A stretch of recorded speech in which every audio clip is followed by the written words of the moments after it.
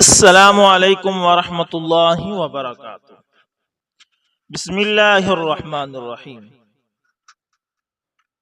کثیر مال و دولت کے باوجود حضرت ہزاروی رحمۃ اللہ تعالی کو کوئی خرید نہ سکا۔ دوستو، نصرت العلوم گجرانوالہ کے محتمم حضرت مولانا صوفی عبدالحمید ساواتی رحمۃ اللہ تعالی راوی ہیں کہ میرے پاس ایک ریٹائرڈ تحصیلدار آئے۔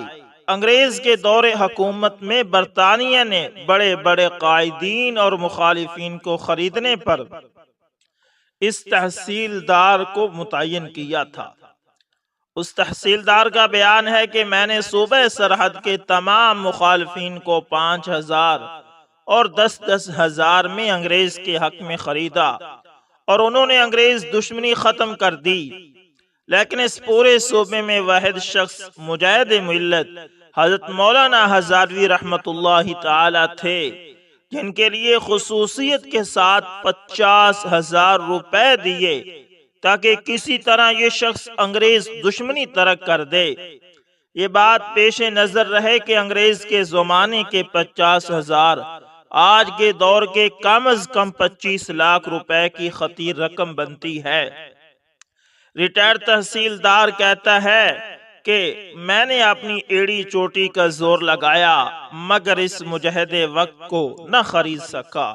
اللہ اکبر۔ دوستو، یہ ہوتے تھے اللہ والے جو حق بات کہنے سے نہ کسی سے ڈرتے تھے اور نہ ہی کہیں بکتے تھے۔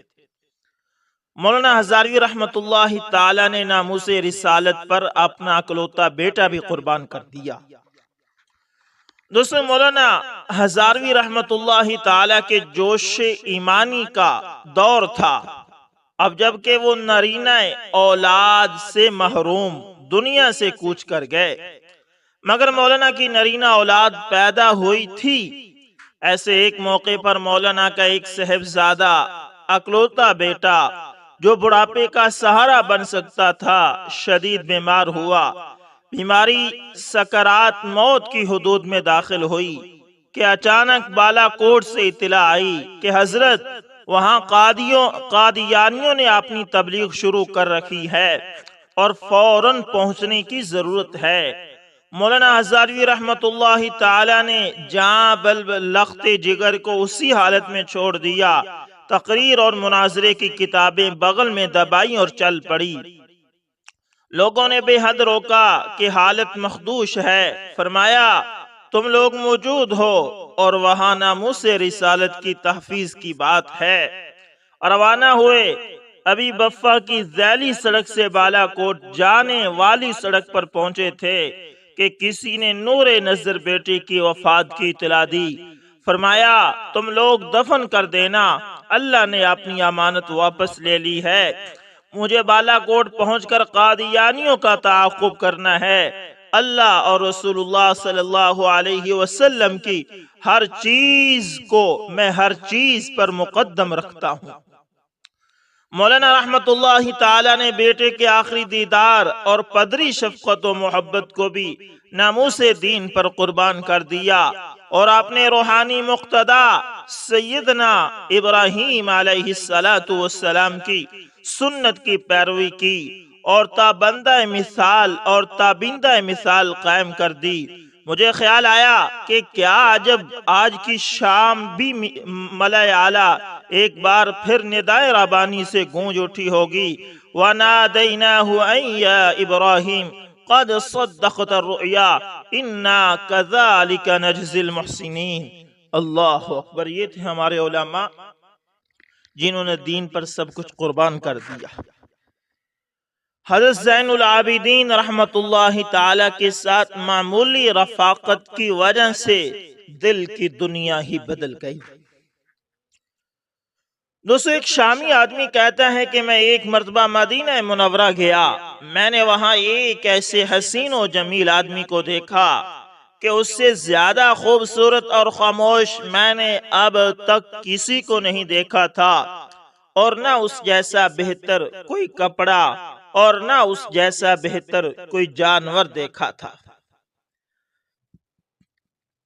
وہ شخص ایک خچر پر سوار تھا، بس میرا دل اس آدمی کی طرف مائل ہو گیا۔ میں نے اس آدمی کے متعلق لوگوں سے پوچھا کہ یہ شخص کون ہے۔ مجھے بتایا گیا کہ یہ علی بن حسین بن علی بن ابی طالب رحمہم اللہ ہیں اور رضوان اللہ علیہم اجمعین ہیں۔ بس میں ان کے پاس آیا، حالانکہ میں ان سے بغض رکھتا تھا۔ میں نے ان سے کہا کہ آپ ابو طالب کے بیٹے ہیں؟ انہوں نے کہا نہیں، میں ابو طالب کا پوتا ہوں۔ میں نے کہا میں آپ کو اور آپ کے والد کو اور آپ کے دادا علی بن ابی طالب کو برا بھلا کہتا ہوں۔ پس جب میری گفتگو ختم ہو گئی تو انہوں نے مجھ سے فرمایا، قال احسبک غریبا، قلت اجل، قال فمل بنا الى الدار فإن احتجت الى منزل انزلناك او الى مال واسيناك او الى حاجة عاوناك على قضائها فانصرفت من عنده وما على وجه الارض احب الی منہ۔ وہ مسافر کہتا ہے کہ حضرت زین العابدین رحمت اللہ تعالی نے مجھ سے فرمایا، کیا تم مسافر ہو؟ میں نے کہا جی ہاں۔ پھر انہوں نے کہا آپ ہمارے ساتھ آئیں، اگر آپ کو کسی اقامت گاہ کی تلاش ہو تو ہم آپ کے لیے رہائش کا بندوبست کریں گے، اگر مال کی ضرورت ہو تو ہم مدد کریں گے، یا کسی اور چیز کی ضرورت ہو تو ہم آپ سے تعاون کریں گے۔ پس میں تھوڑی دیر کے بعد ان کے پاس چلا آیا، اس کے بعد زمین پر مجھے ان سے زیادہ کوئی محبوب نہ تھا۔ اللہ اکبر، اللہ اکبر۔ یہ تھی حسن اخلاقی کہ یہ بندہ حضرت زین العابدین سے کہہ رہا ہے کہ میں آپ لوگوں سے بغض کرتا ہوں، اور حضرت اس سے فرما رہے ہیں کہ ہم آپ کی ہر طرح سے مدد کریں گے اگر آپ کو کسی چیز کی ضرورت ہے۔ حضرت سفینہ رضی اللہ تعالی عنہ اور شیر کی بے بسی۔ دوستو، حضرت سفینہ رضی اللہ تعالی عنہ جو نبی اکرم، نبی مکرم احمد مصطفیٰ صلی اللہ علیہ وسلم کے خادم تھے، یہ ایک مرتبہ کشتی میں سوار ہوئے، بس اچانک وہ ٹوٹ گئی تو یہ ایک تختے پر سوار ہو گئے، یہاں تک کہ ایک جزیرے کے پاس اترے۔ پیدل چل رہے تھے کہ اچانک سامنے سے ایک شیر آ گیا۔ سفینہ رضی اللہ تعالی عنہ فرماتے ہیں کہ میں نے اس شیر سے کہا، اے ابو الحارث، یہ شیر کی کنیت ہے، اے ابو الحارث، میں رسول اللہ صلی اللہ علیہ وسلم کا غلام اور خادم ہوں، اور میں راستہ بھٹک چکا ہوں، مجھے راستے کا علم نہیں ہے۔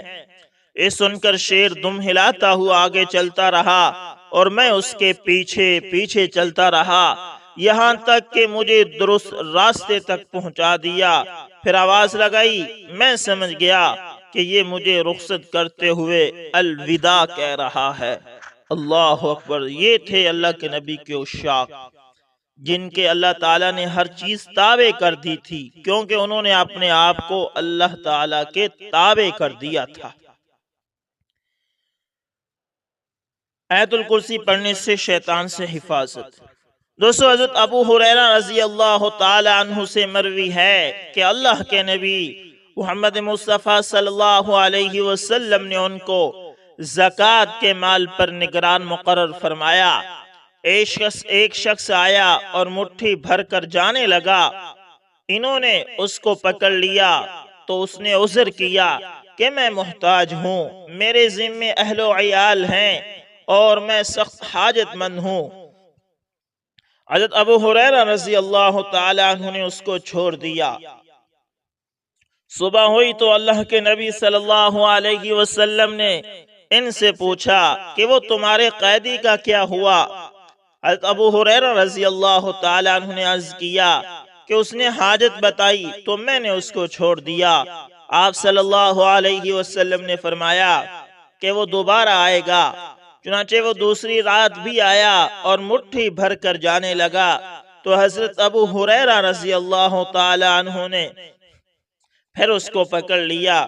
اس نے پھر وہی اپنی حاجت اور ضرورت کا اظہار کیا تو انہوں نے چھوڑ دیا۔ نبی مکرم صلی اللہ علیہ وسلم نے صبح پھر پوچھا اور حضرت ابو ہریرہ رضی اللہ تعالی عنہ نے وہی جواب دیا۔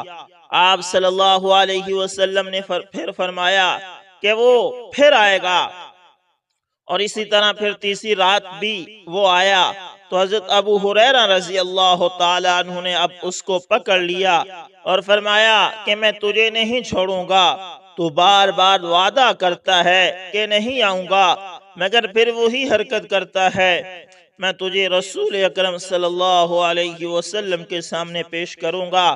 اس پر اس نے کہا کہ اگر تم مجھے چھوڑ دو تو میں تم کو کچھ کلمات سکھاتا ہوں جو تم کو نفع دیں گے۔ حضرت ابو ہریرہ رضی اللہ تعالی عنہ نے پوچھا کہ وہ کیا کلمات ہیں؟ تو اس نے کہا کہ جب تم اپنے بستر پر جاؤ تو تم آیت الکرسی پڑھ لو، تمہارے لیے اللہ کی جانب سے ایک محافظ مقرر ہو جاتا ہے اور صبح ہونے تک شیطان تمہارے قریب نہیں آ سکتا۔ حضرت ابو ہریرہ رضی اللہ تعالی عنہ نے اس کو چھوڑ دیا، اور جب صبح ہوئی تو نبی اکرم صلی اللہ علیہ وسلم کو قصہ سنایا۔ آپ صلی اللہ علیہ وسلم نے ارشاد فرمایا کہ اس نے سچ کہا کہ اگرچہ وہ جھوٹا ہے۔ کیا جانتے ہو کہ وہ کون تھا؟ حضرت ابو ہریرہ رضی اللہ تعالی عنہ نے عرض کیا کہ نہیں۔ آپ صلی اللہ علیہ وسلم نے فرمایا کہ وہ شیطان تھا۔ اللہ اکبر! اس لیے دوستو آپ بھی اس کا اہتمام کیا کریں۔ مسنون اعمال کے سبب حضرت ابو درداء رضی اللہ تعالی عنہ کا مکان جلنے سے محفوظ رہ گیا۔ دوستو مسنون اعمال کی برکت سے جان و مال کی حفاظت کس طرح ہوتی ہے، اس کا اندازہ اس واقعے سے کیجئے گا۔ حضرت ابو درداء رضی اللہ تعالی عنہ معروف صحابی رسول ہیں، بڑے فضائل و مراقب کے حامل ہیں۔ ایک مرتبہ ایک شخص ان کے پاس آیا اور اس نے خبر دی کہ آپ کا گھر جل گیا۔ آپ نے کہا کہ نہیں جلا۔ پھر دوسرا آدمی آیا اور کہا کہ اے ابو درداء، آگ بھڑک اٹھی تھی لیکن جب آپ کے گھر تک پہنچی تو بجھ گئی۔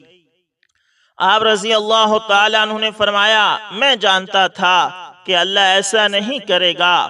لوگوں نے کہا اے ابو درداء، ہمیں نہیں معلوم کہ آپ کی کون سی بات زیادہ تعجب خیر ہے، آپ کی یہ بات کہ گھر نہیں جلا یا یہ بات کہ اللہ ایسا نہیں کرے گا؟ آپ رضی اللہ تعالیٰ عنہ نے فرمایا کہ یہ میں نے اس لیے کہا تھا کہ میں رسول اکرم صلی اللہ علیہ وسلم سے چند کلمات سنے تھے کہ جو ان کو صبح میں پڑھتا ہے اس کو شام تک کوئی مصیبت نہیں پہنچتی، اور جو شام میں پڑھتا ہے اس کو صبح تک کوئی مصیبت نہیں پہنچتی۔ وہ کلمات یہ ہیں: اللہم انک ربی لا الہ الا انت علیک توکلت وانت رب العرش الکریم ما شاء اللہ کان وما لم یشأ لم یکن ولا حول ولا قوة الا باللہ العلی العظیم اعلم ان اللہ على كل شيء قدیر وان اللہ قد احاط بكل شيء علما اللہم انی اعوذ بک من شر نفسی ومن شر كل دابت انت آخذ بناصیتها ان ربی علی صراط مستقیم۔ اے اللہ، آپ ہی میرے رب ہیں، آپ کے سوا کوئی معبود نہیں، آپ ہی پر میں توکل کرتا ہوں، اور آپ ہی عرش عظیم کے رب ہیں۔ جو اللہ چاہتا ہے وہی ہوتا ہے، اور جو وہ نہ چاہے وہ نہیں ہو سکتا۔ میں جانتا ہوں کہ بلا شبہ اللہ تعالی ہر چیز پر قدرت رکھتے ہیں، اور یہ کہ اللہ ہر چیز کو اپنے علم سے احاطے میں کیے ہوئے ہیں۔ اے اللہ، میں میرے نفس کے شر سے اور ہر مخلوق جس کی پیشانی آپ کے قبضے میں ہے اس کے شر سے آپ کی پناہ چاہتا ہوں۔ دوستو غور کیجئے کہ اللہ تعالیٰ نے ان پاکیزہ کلمات کی برکت سے کس طرح حضرت ابو درداء رضی اللہ تعالیٰ عنہ کے مکان کی حفاظت فرمائی۔ پہلے تو آگ بھڑک اٹھی اور پھیلتے ہوئے آگے تک چلی گئی تھی، حتیٰ کہ لوگ پریشان ہو کر حضرت ابو درداء رضی اللہ تعالیٰ عنہ کے مکان کے متعلق بھی خدشہ کرنے لگے تھے اور ان کو ان کے مکان کے بارے میں خطرے سے آگاہ کیا، مگر لوگوں نے یہ حیرت انگیز منظر دیکھا اور قدرت خداوندی کا کرشمہ دیکھا کہ وہ لوگ جب حضرت ابو درداء رضی اللہ تعالی عنہ کے مکان تک پہنچی ہوئی آگ کو دیکھتے ہیں تو وہ آگ اچانک بجھ جاتی ہے۔ یہ تھا اعمال پر یقین، اور اعمال پر یقین آج بھی ہو تو آج بھی ایسا ہی ہوگا دوستو۔ اللہ اکبر، اللہ اکبر۔ حضرت عبداللہ بن مبارک رحمت اللہ تعالی کا یہودی کے مکان کو خریدنا۔ دوستو ایک یہودی مکان بیچنے لگا تو 4000 دینار قیمت مانگی۔ مکان کی مالیت 2000 تھی، لیکن اس کے پڑوس میں حضرت عبداللہ بن مبارک رحمت اللہ تعالی رہتے تھے۔ خریدار نے کہا کہ اس مکان کی قیمت تو 2000 دینار ہے۔ یہودی نے کہا جی ہاں، 2000 دینار ہی مکان کی قیمت ہے اور بقیہ 2000 دینار عبداللہ بن مبارک رحمت اللہ تعالی کے پڑوس کی قیمت ہے۔ اللہ اکبر۔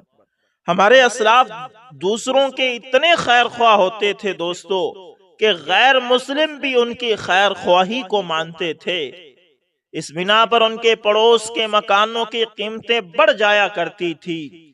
سوچئے اگر دنیاوی لحاظ سے بھی کسی کی خیر خواہی کر لی جائے تو اس کے کتنے فوائد ہوتے ہیں، تو پھر اگر کسی کی دینداری کی وجہ سے خیر خواہی کریں گے، کسی کو اللہ کی طرف بلائیں گے تو کتنے زیادہ فوائد حاصل ہوں گے۔ ارشاد فرمایا اگر آپ نے کسی کو نصیحت کر کے نیکی پر لگا دیا اور برائی سے نجات عطا کر دی تو اللہ تعالیٰ کے ہاں ایسے بندے کا مرتبہ بہت بلند ہوگا۔ اس لیے قرآن حکیم میں دینی خیر خواہی کے لیے چند بولنے پر بھی آدمی اجر و ثواب کا مستحق سمجھا گیا ہے۔ وَمَنْ أَحْسَنُ قَوْلًا مِّمَّنْ دَعَا إِلَى اللَّهِ وَعَمِلَ صَالِحًا۔ اس سے بڑھ کر کس کی بات اچھی ہوگی جو لوگوں کو اللہ تعالی کی طرف بلائے اور نیک عمل کرے۔ تو دوستو آج سے کوشش کریں کہ خود بھی نیک عمل کرنے ہیں اور دوسروں کو بھی نیکی کی دعوت دینی ہے۔ اگر آپ کے اور میرے کہنے سننے سے کوئی نیکی کی طرف آ گیا تو ہماری بات تو بن جائے گی۔ اللہ تعالیٰ خود قرآن میں کہہ رہے ہیں کہ اس سے اچھی بات کس کی ہو سکتی ہے جو لوگوں کو اللہ کی طرف بلائے۔ تو دوستو ایک تو آپ نے اعمال کرنا اور ایک دوسروں کو بھی دعوت دینا، اس کی کوشش کریں۔ امید کرتا ہوں ویڈیو اچھی لگی ہوگی، پسند ہے تو لائک شیئر کمنٹ لازمی کریں۔ ملتے ہیں کسی نیکسٹ اچھی سی ویڈیو کے اندر دوستو، تب تک کے لیے اللہ حافظ، جزاکم اللہ۔